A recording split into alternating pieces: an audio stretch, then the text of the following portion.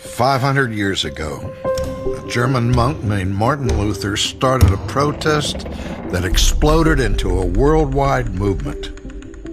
At that time, Europe lived in the shadow of the Roman Catholic Church, and that was more like an empire than a church. It crowned and cast down kings and used its dominance to keep people in the darkness of superstition. That sounds pretty unfamiliar, but in some ways, Luther's day was very much like our own. Just like today, everyone had an opinion about the Bible, even though almost no one actually read it. Like so many of us, they were trusting the thought leaders and tastemakers of their own day to tell them what was in the Bible and whether or not to believe it. Luther was one of the very few people actually reading the Bible, and what he found was earth-shattering. Even though he was a monk, Luther hated the God of the Bible. And when he studied it, the world around him began to make sense. God made sense. The significance of Jesus became clear to him. He discovered the answer to his deepest questions.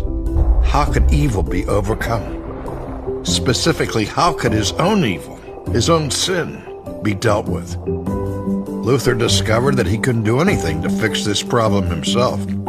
He had to rely on the finished work of Christ alone. Luther had discovered a central truth. It changed his life, and it changed the world. The Protestant Reformation was about two things. It was about who can say what's true, and it was about how to reconcile who we are with who God is.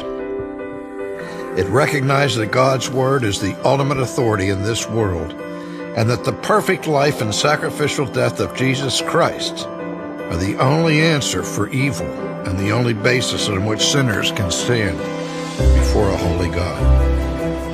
The Protestant Reformation is a story of transformation, a transformation from hate to love, from slavery to freedom, and from blind faith to a glorious discovery of the truth in Jesus Christ. Ligonier Ministries exists to cultivate this transformation in a new generation.